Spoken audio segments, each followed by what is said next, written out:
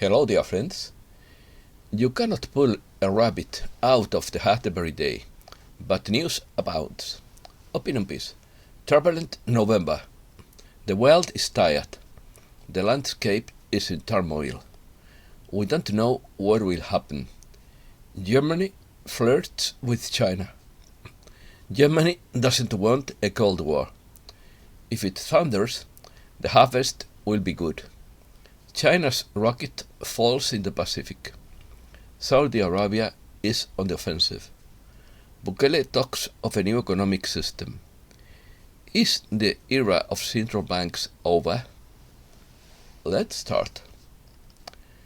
I don't have a crystal ball to tell me what is going to happen this month, but we do know that the situation in the world is in turmoil from the many news reports. The secret struggle is almost over, and it is time to know the truth because both sides have hidden it for opposite reasons. Not everyone will be able to process it, because reality is not a dish of good taste. The good thing about November is that it is neither hot nor cold, but supposedly a perfect temperature, but very conducive to catching a cold. If you hear thunder in November, the next harvest will be good. November is represented in the form of a character dressed in a dry leaf, with one hand resting on the sign of Sagittarius and the other holding a horn of plenty, from which certain roots come out, the last gift that the earth offers us. For the Catholic Church, this month is dedicated to the dead and the souls in purgatory. Sagittarius begins on November 23rd, symbolizes the higher consciousness, and its symbol represents the archer's arrow. It belongs to the fire element and is ruled by Jupiter. November seems an escape from sordid life. Autumn teaches us how beautiful it is to let things go. Everyone should take time to sit back and watch the leaves fall. Without passion, you have no energy, and without energy, you have nothing. Positive thinking will let you do everything better than negative thinking. The stars cannot shine without darkness. The world is tired, the year is old, and the faded leaves are happy to die. Have a beautiful month of November. Believe in yourself. Reset News. It has been reported that the new USTN currency will be announced later this week, if not before November 8th, midterm election day. Iraq was the first country to back gold, but Iraq is no longer bankrupt and is financially independent with its new gold-backed dinars. They have engineered a financial meltdown to pave the way for a new world economic order. The Dow Jones is collapsing. Japan is cracking. Stocks are plummeting. Eurozone inflation is soaring. The Fed is on a hike. Builders are cutting back. Cryptocurrencies are crashing. Treasuries are sinking. Hyperinflation panic begins, and this could bring down the central banking system, writes the X22 report. Markets fall after another rate hike. Banks, NGOs, and those with vested interests are working to bring about social change you didn't vote for.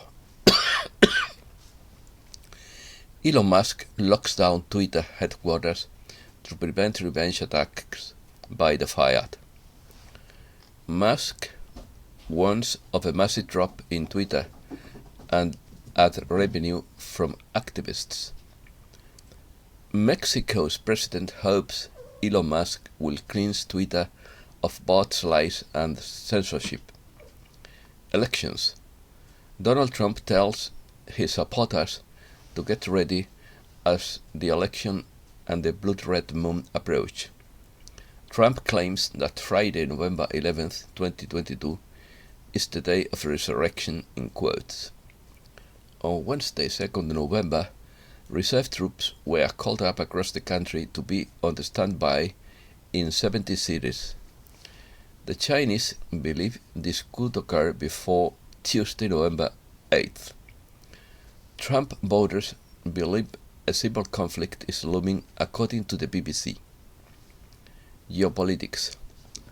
According to Benjamin Fulford, Canadian Justin Castro plans to flee to Costa Rica, sources say. These efforts would be futile because soon there will be nowhere on or off the planet for them to hide, because the people has woken up. While the Western world is waking up, most of the rest of the world is already fully awake. Turkey is expected to leave NATO and support Russia and China. India has stepped forward to protect Russia and China. German Chancellor Scholz will visit China this week to say that his country also wants to join the BRICS alliance.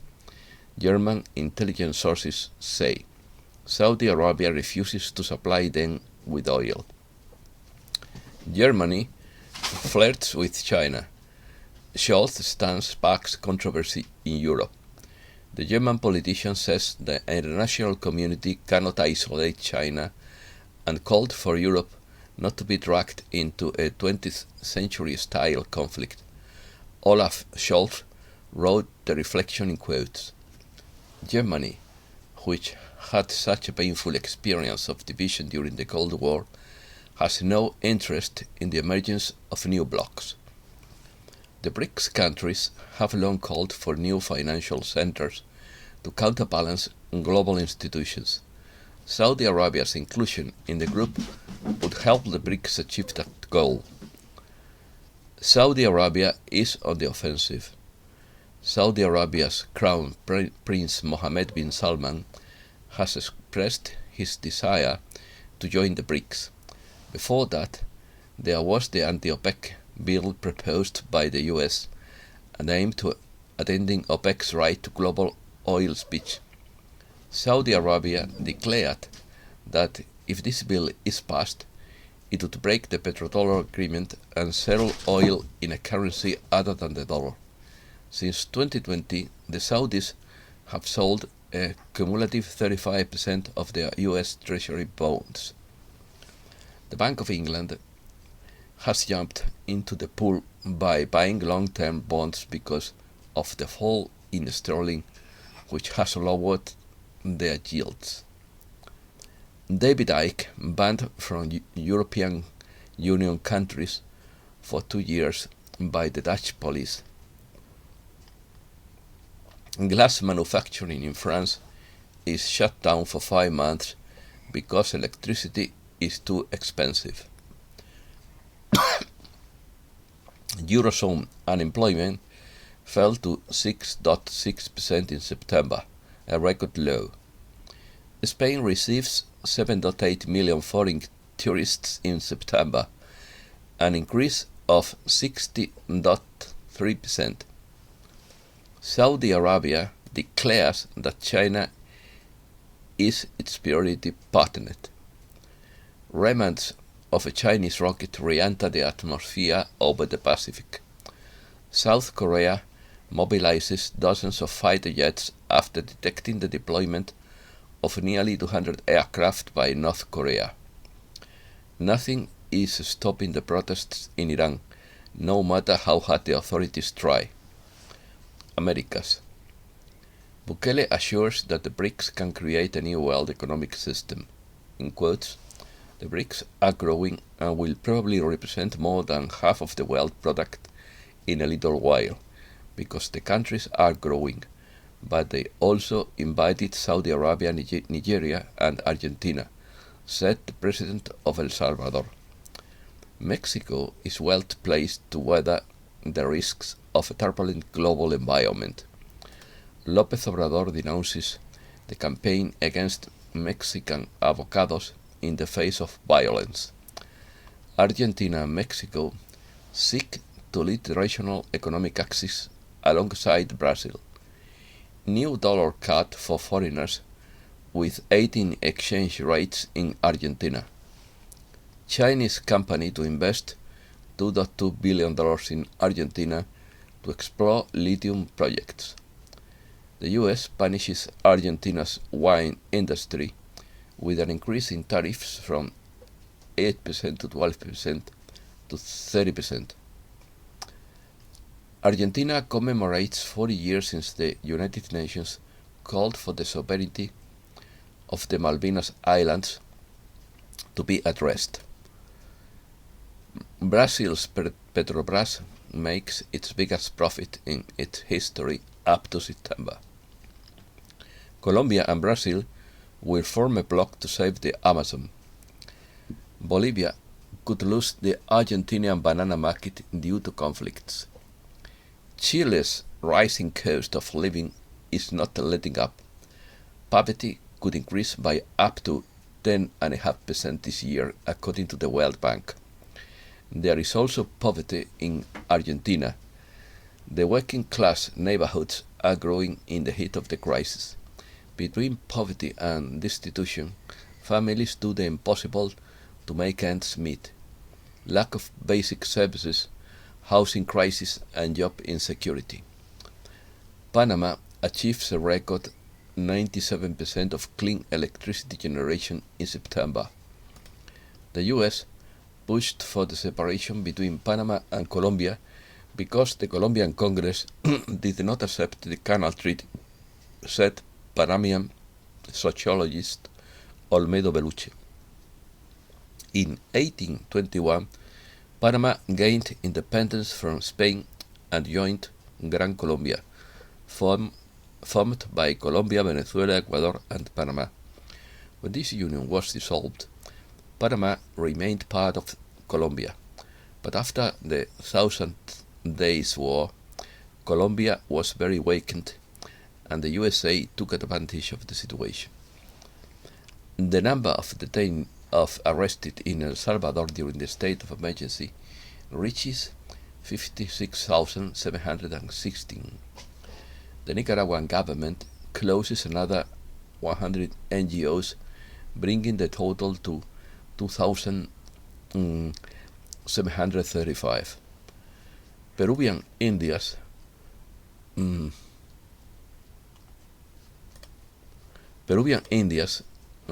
free 150 tourists held in protest over a spill. Fires are reactivated in southern Bolivia, and the government fights the fire from the air. Violence escalates in Ecuador without effective government action.